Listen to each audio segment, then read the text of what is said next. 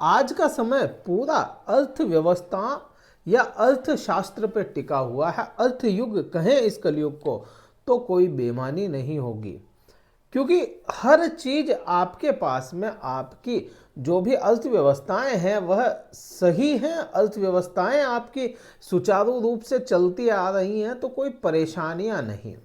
एक समय हुआ करता था जब धर्मयुग कहलाता था, धर्म ही आपका सब कुछ था, लेकिन आज के समय में अर्थव्यवस्था ही सब कुछ हो जाती है।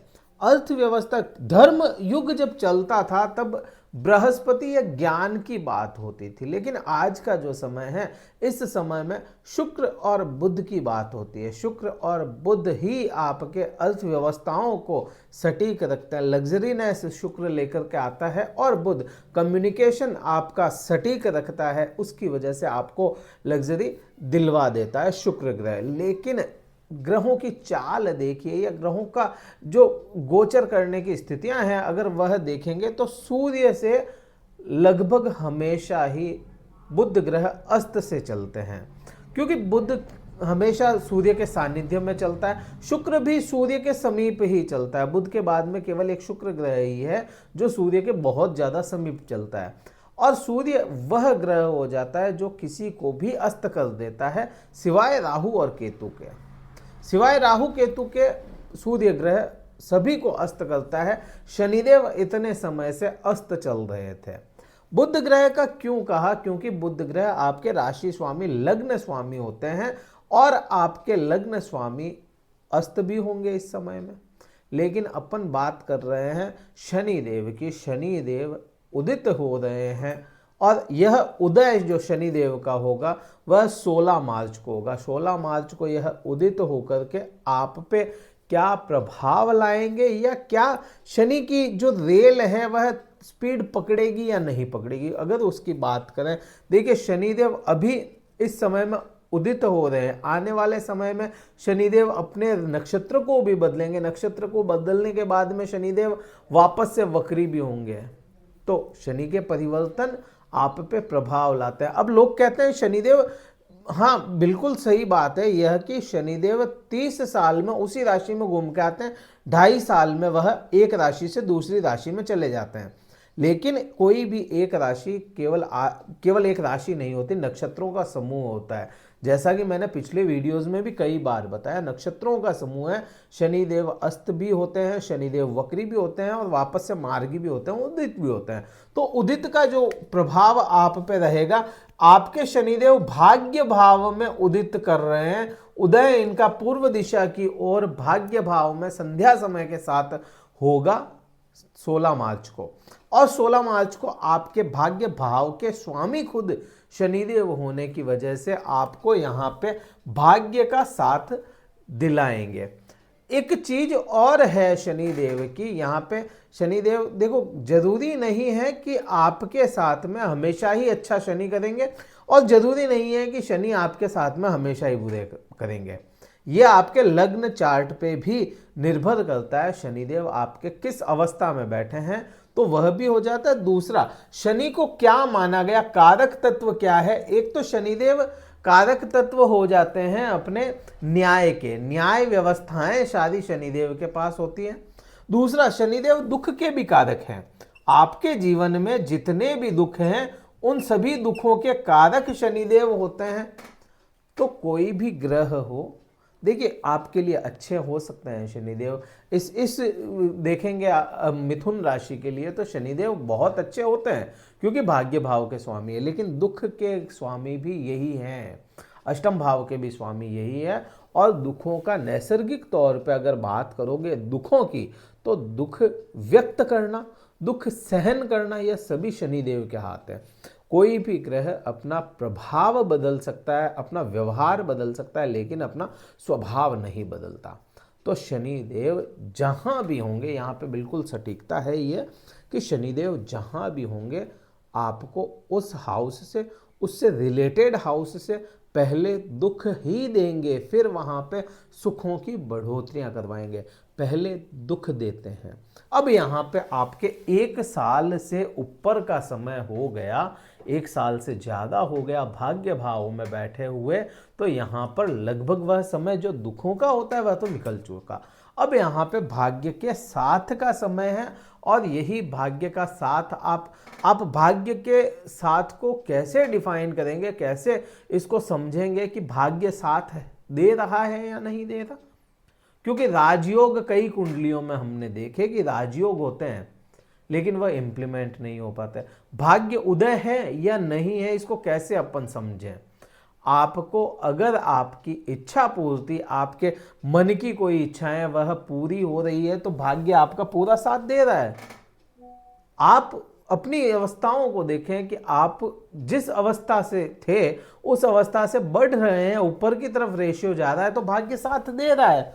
अगर देखें कि आप पहले कुछ और थे और आज के समय में स्थिति बिल्कुल डाउन चली गई है, तो वह भाग्य साथ नहीं दे रहा है। ये सीधा सा फंडा यही है। राजयोग का कहते हैं कि राजयोग ऐसा होता है वैसा होता है। अगर मैं यही समझता हूं कि राजयोग वह है कि आप अपनी इच्छाओं के मुताबिक आप अपना जीवन जी रहे हैं, तो वह राजयोग की श्रेणी में। जरूरी नहीं है किसी के पास में पद हो ही हो, जरूरी नहीं है किसी की सरकारी नौकरी हो, कोई बड़े उच्च अधिकार उनके पास में हो, वह अपने जीवन को अपने मुताबिक जी रहा है कोई भी इंसान, तो वह राजयोग इंप्लीमेंट हो जाता है। अब शनिदेव का यहाँ पे भाग्य भाव पे होना सीधा से समझ में आता है कि पिता के साथ में संबंधों को मधुर करना पड़ेगा, पिता तुल्य लोगों के साथ में मधुर करना पड़ेगा। अपने जो अपनी उम्र से बड़े बुजुर्ग वगैरह हैं, बुजुर्ग लोग हैं, उनकी सेवा करनी पड़ेगी। तो ही आपको, अगर भाग्य का साथ वास्तव में नहीं मिल रहा, बिल्कुल नहीं मिल रहा, तो आपको अपने बुजुर्गों का आशीर्वाद लेना पड़ेगा। आशीर्वाद में भी आपको देखना पड़ेगा शनिदेव किन चीज़ों को व्यक्त करते हैं, शनिदेव को क्या चीज़ें मिली अपने बॉडी के अंदर। अगर देखोगे तो शनिदेव को हड्डियां मिली है। शनिदेव अस्थि, जो अस्थि पंजर होता है अपने शरीर का, वह शनिदेव रिप्रेजेंट करते हैं हड्डियों से। पाँव जो होते हैं, पाँव शनिदेव रिप्रेजेंट करते हैं। आप जो हड्डियों का दर्द होता है किन्हीं को, तो उनके पाँव की मसाज करें तो शनिदेव बड़े खुश होते हैं। और विशेष आपके बुजुर्ग होंगे, आपके परिवार के जो बुजुर्ग होंगे, उनकी आप सेवा करेंगे तो यहाँ पे शनिदेव आपको रिजल्ट सुपीरियर टू सुपीरियर देंगे। अब शनिदेव की दृष्टियों की बात करोगे तो शनिदेव की तीसरी दृष्टि आपके लाभ भाव पे, और लाभ भाव पे आपके बृहस्पति बैठे होंगे। बृहस्पति बहुत जल्द समय में यह परिवर्तन करेंगे। पहले अस्त होंगे और अस्त के बाद में बृहस्पति देव परिवर्तित हो जाएंगे और आपके लाभ भाव को छोड़ करके बृहस्पति आगे निकल जाएंगे आपके 12वें भाव में, और शनि की दृष्टि लाभ भाव पे है। क्योंकि जैसे शनिदेव यहाँ पे अगर अच्छे हुए, जो उपाय बताया ये साथ का साथ अगर ये करते हैं और शनिदेव अच्छे होते हैं, तो आपके लाभ में भी वृद्धियां ही करवाएंगे यह शनिदेव। और जब तक यह रहेंगे शनिदेव यहाँ पे, यह वृद्धियों का समय रहेगा। अब बात 7वीं दृष्टि की करोगे तो 7वीं दृष्टि जो है वह आत्मकारक चली गई, मतलब सूर्य के हाउस पे यह चली गई, आपके पराक्रम भाव पे चली गई। अगर किसी का पराक्रम भाव या फैसले, डिसीजन लेने का पावर सही नहीं है, डिसीजन मेकिंग पावर उसमें नहीं है, तो फिर वहां पे वह हर चीज में डिले हो जाता है। और शनि का काम डिले करना है, तो यहाँ पे आप लोग अपने, वैसे ही मिथुन राशि की बात करोगे तो अपने फैसलों को बहुत डिले कर देते हैं, सोचने में समय निकल जाता है और वह जो फैसला लेना होता है वो टाइम निकल जाता है। ऐसी स्थिति वैसे ही तो मिथुन लग्न वालों के साथ में होती है, और ऊपर से शनि की दृष्टि वहां पे हो जाना वो फैसलों को और डिले करवाता है। तो यहाँ पे वही चीज होगी कि शनि अच्छे हुए तो आपके फैसले अच्छे होंगे, पराक्रम में वृद्धि होगी।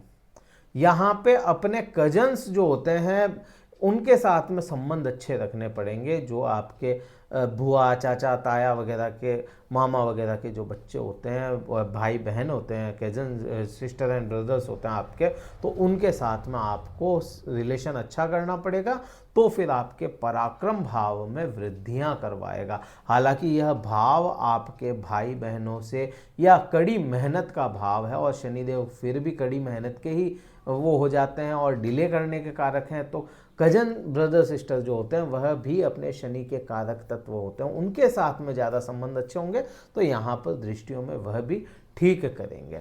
यह वीडियो केवल प्रभाव का नहीं है, यह वीडियो उनको ठीक कैसे किया जाए, शनि की जो अस्त से उदित हो रहे हैं, उदित हुए हैं तो और अच्छे परिणाम लेकर के आएंगे, तो उनको पहले से कैसे ठीक कर लें, उस पर यह वीडियो था। अब बात करते हैं 10वीं दृष्टि की। 10वीं दृष्टि आपके यहाँ पे आएगी, मतलब छठे भाव पे। छठा भाव रोग, ऋण और शत्रुओं का होता है। अब यहाँ पे अपन ये चीज़ देखते हैं, और सभी ने कहा, मैंने भी कहा है, लेकिन क्या यह वास्तव में सच्चाई है? शत्रुओं वाली बात जो आ जाती है, रोग, ऋण और शत्रु, यह 3 चीज़ें यहाँ से देखी जाती है। रोग है, मतलब रोग का क्या मतलब हुआ? आपको देखो, ये हाउस किसका है? ये मंगल का है। यह हाउस मंगल का है, शनि की दृष्टि में है। मतलब शनि और मंगल के वैसे ही देखोगे तो मित्रता बहुत अच्छी नहीं है, लेकिन शत्रुता भी नहीं है। शनि मंगल आपस में बराबर के ग्रह हैं। बराबर का मतलब जितना पावर शनि के पास में उतना ही पावर मंगल के पास में भी है। तो यहाँ पे आपके रोगों की वृद्धि तो नहीं होगी, लेकिन रोग बिल्कुल धीरे धीरे कटेंगे। यहाँ पे सब कहते हैं, मैंने भी कहा कि रोग कटेंगे, रोग कटते हैं या रोग कम होते हैं, लेकिन ऐसा कोई रोग जो बहुत लंबे समय से चल रहा है तो वह भी धीरे धीरे ही कम होगा। शत्रु की बात करोगे, शत्रुओं पे विजय तो दिलवाएगा, ये शत्रु पे समय विजय दिलवाता है, विजय का समय तो है, 100% ये विजय का समय है, लेकिन आपका जो शत्रु होगा ना, वह भी अपना 100% देगा शत्रुता में। तो वह सामने वाला 100% दे रहा है, आप अपना 100% लगा रहे हो, तो फिर उसमें समय तो लगेगा। पावर अगर बराबर का है शत्रु, तो उसको जीतने में समय लगता है। ऋण की बात करोगे तो ऋण भी बहुत स्लो जाएगा, क्योंकि शनि खुद स्लो के कारक है, धीरे धीरे काटने के कारक है, तो वह धीरे धीरे यहाँ से ही धीरे धीरे ही उतारेंगे। तो यह 10वीं दृष्टि का प्रभाव होता है। यह सारा ही वृतांत आपको मैंने बताया। वीडियो कहीं भी अच्छा लगा हो, कमेंट करके जरूर बताइएगा। कुछ ना हो कमेंट करने के लिए तो जय श्री राम ही कर दीजिए, कुछ तो कमेंट कीजिए, पता तो रहे कि हाँ लोग वीडियो देख रहे हैं। वीडियो देखो, कमेंट डालो, हाँ जय श्री राम ही कर दो। कोई अच्छी कोई जनरल बात पूछना हो, जनरल कोई सवाल हो, जैसे ग्रहों की युति के बारे में, ग्रह के चाल के बारे में, स्वभाव के बारे में, तो आप कमेंट करके पूछ सकते हैं। कुंडली विश्लेषण करवाना चाहते हैं, डिस्क्रिप्शन में कार्यालय के नंबर है, व्हाट्सएप मैसेज द्वारा शुल्क पता करके स्लॉट बुक करवा के बात कर सकते हैं। पहले स्लॉट बुक होगा, फिर हम समय देंगे ऑफिस से कि आपका यह समय रहेगा, फिर अपन बात करेंगे। कहीं अच्छा लगा हो लाइक कीजिएगा, शेयर कीजिएगा, सब्सक्राइब करके जाइएगा चैनल को। जय हिंद, वंदे मातरम, भारत माता की जय।